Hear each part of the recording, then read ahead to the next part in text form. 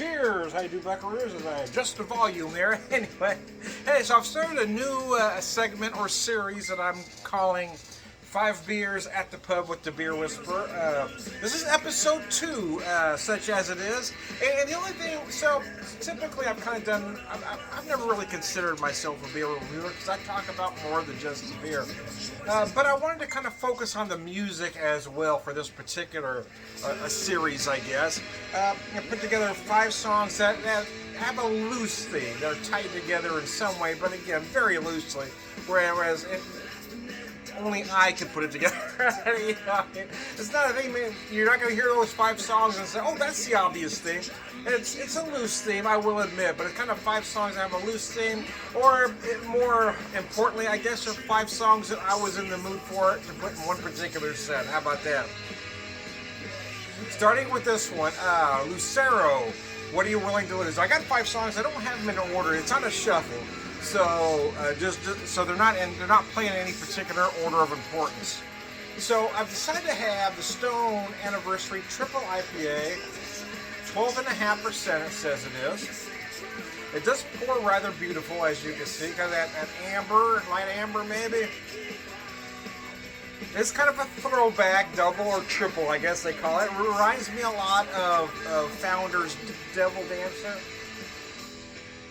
And potency and body, I suppose. And malt. There's a lot going on here, you know. The friend at the beer store that I picked it up from, you know, their beer guy there, he said he's not a particular fan of it because it was too malty for him, but he likes that lighter, fruitier, you know, hazy style. For me, this is the quintessential double or triple IPA. This really, a couple of decades ago, this would have been called a Barley Wine because that's really what it is, in all honesty. But the 3 letters IPA sell better than Barley Wine. It does kind of crack me up when I hear folks say, well, I don't like barley wines. Well, barley wine is a very loose description, right? Barley wine really just means a high ABV beer. So to say I don't like barley wines, there's so much difference. The style could be anything. The malt body, the hops used. It can be so different. So I'm not sure how anybody can, disregard the whole style. But anyway. And they're never coming back. No, they're never coming back.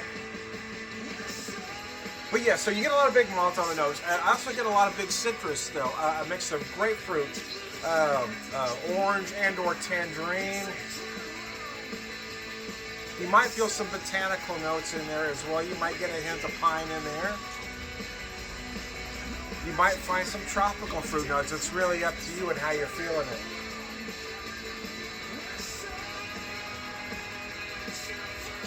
Gosh, it's gorgeous. This beer, I actually had it sitting out for about 20 minutes before I opened it and popped it and poured it in the glass. And then I had it sitting in the glass about 5 minutes. I'm not concerned about this beer warming up. In fact, I really want this particular style at about 55 to 60 degrees, in all honesty. Because that's when it all comes together. The viscosity feels right. The flavors, the aromas all meld together properly. It really feels right at about that tip. I don't understand. I know that I don't understand. I understand that some may like it cold. There's nothing wrong with that. But keep in mind that it's going to feel a little sharper. Those notes are going to feel a little sharper colder. They will come together more harmoniously if you let her warm up a bit. So I just felt like I had to put this song. I was kind of going songs maybe about making mistakes or songs that have an edge. So a musician friend of mine described Link Wray, this is Link Wray Rumble, described Link Wray once as the baddest badass to ever sling a guitar. Rumble is the only instrumental that was banned. Yeah, it was an instrumental. Keep that in mind. There are no lyrics in this song at all, and it was banned for inciting riots or disturbing youth, I suppose, at the time.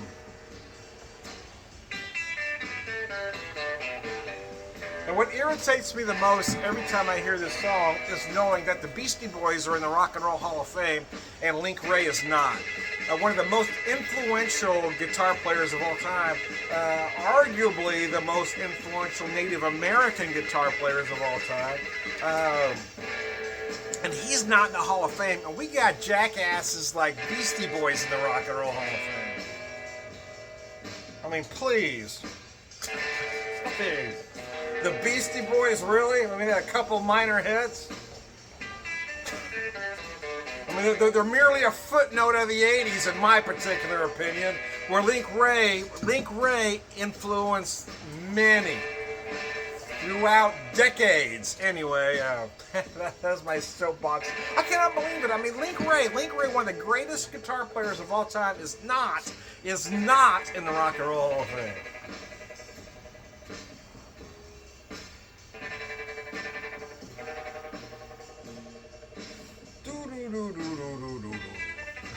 That's the head of it there, but yeah. Oh, this guy's amazing. I love his song Jack the Ripper. And I almost put that on, but I felt like I ought to play Rumble, the one that started it all. The guy's just freaking amazing. He really is. And it really is a travesty that one of the great Native American guitar players of all time is not in the Rock and Roll Hall of Fame. That is just a travesty, man. Anyway. Now I've got, again, songs with kind of an edge. Chelsea Hotel 78, the great Alejandro Escovedo. Do they just love it when it rains? Their hair in the mirror, grow addicted to the pain. Oh, I just love these lyrics, man. They speak to me in a lot of ways, man. They speak to me. They hit me right here, man. Anyway.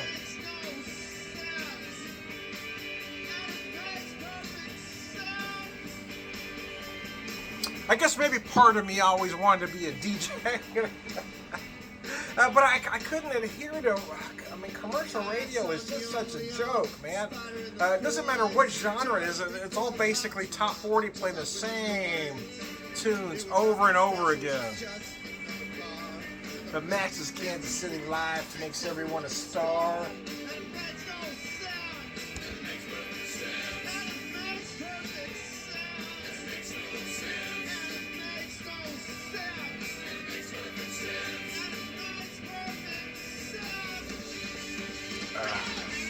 So I kept breakfast simple this morning. I made some, I picked up some great bacon from Schumann's Meat Market. This is a small meat market here in town. Oh man, the product, the quality is so amazing.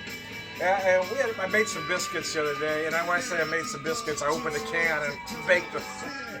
I ain't rolling out biscuits, man, but you know, I just bacon biscuits, and I made a simple basic omelet with Swiss cheese. So I just kept it simple this morning. But I had some leftover roast from Friday. We had the father of our church and his wife over for dinner on Friday. So I did a pot roast. So I had a little bit of roast left.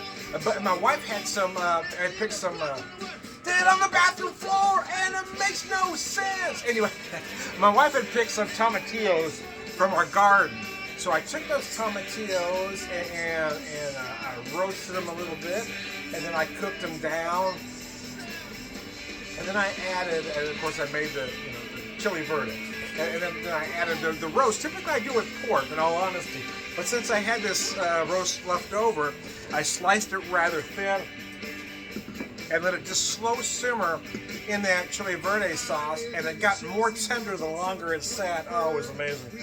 And I made a burrito out of it, so that was lunch. My wife is having some issues with one of her teeth, so I'm going to do something simple for dinner. I told her I could make her chicken noodle soup or oatmeal. She was leaning towards the oatmeal, so she said don't put nuts in it. So I'll probably make some oatmeal for dinner. We like to keep it simple on Sundays, yeah? We don't do those big Sunday dinners like some do. Mostly because it's just us two. But if I'm going to do a big dinner, I'd rather do it on Friday or Saturday. Sunday, I just want the meals to be simple.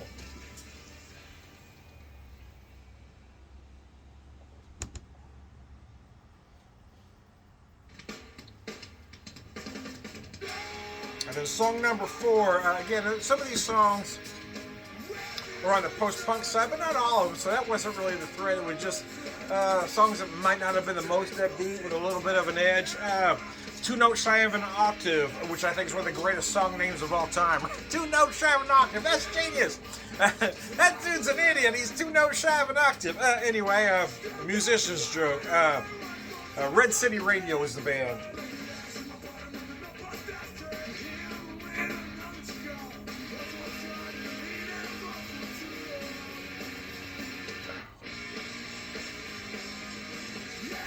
If I feel like the longer I let this sit, the more it really does feel like just a big American barley wine to me.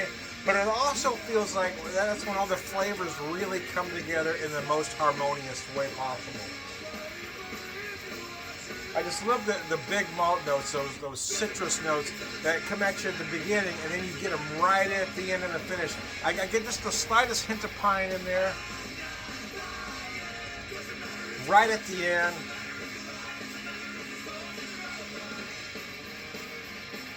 I get a little bit of stone fruit in the middle. I'm feeling more nectarine than anything else. And cheers.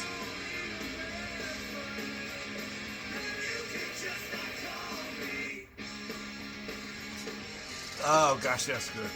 Well, I'll tell you what.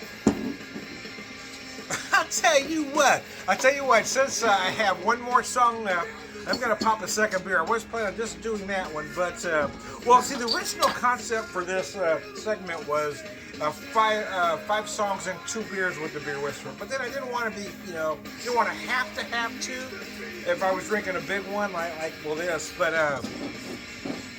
so anyway, but having said that, the second beer, I went to the extreme, the other direction. Just something light, easy drinking. Kind of a palate cleanser beer, if you will. It is a classic, though. The flagship beer for Boulevard, their unfiltered wheat, hazy American classic, unfiltered wheat. It is 4.4%, 14 IBUs.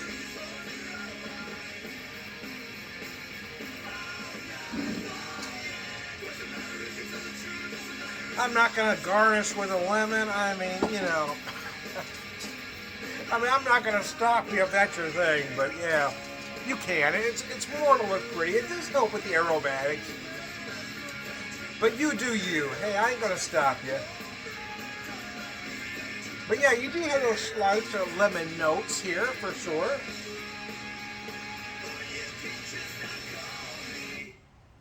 You do feel that wheat. It does now. This isn't American wheat, right? This isn't a classic Hefeweizen with those big banana and clove notes. It's a little bit lighter.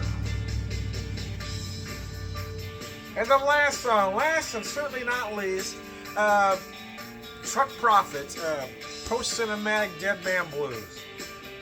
Like I said, the thread is thin, but it's there.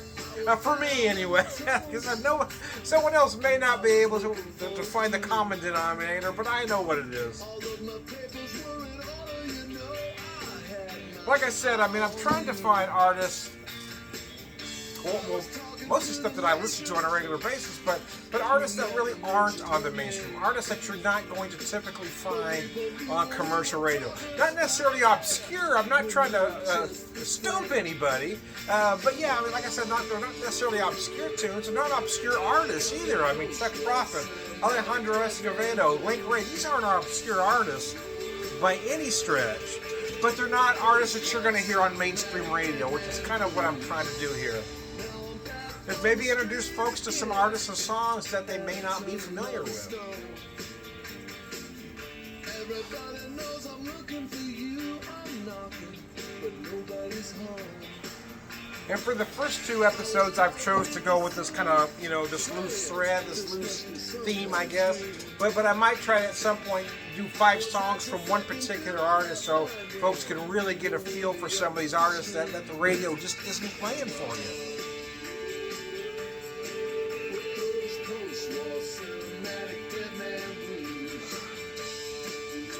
I'll be honest with you. I mean, this is a good beer. Don't get me wrong with what I'm about to say. But after drinking this, it's almost like drinking water. But that was kind of the point, though, too, in all honesty. It's a little light, I ain't gonna lie. But that was kind of the point. I didn't want to follow it up with a second big beer, so if I decide to have a second one, I want it to be very light. And so, you know, mission accomplished. Cheers. I do like this song. It's one of those, you know, interesting songs. I've played this for certain friends, and some have said that it doesn't make any sense, but you know, he's telling a story. You got to pay attention to what's going on. But I love the guitar solo is genius in my opinion.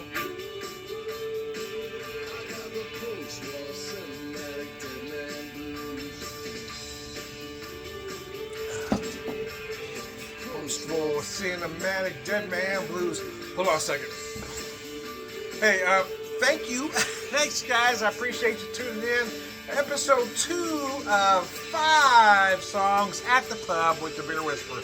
I am the Beer Whisperer, beer van, just flavor drinking for Beer man.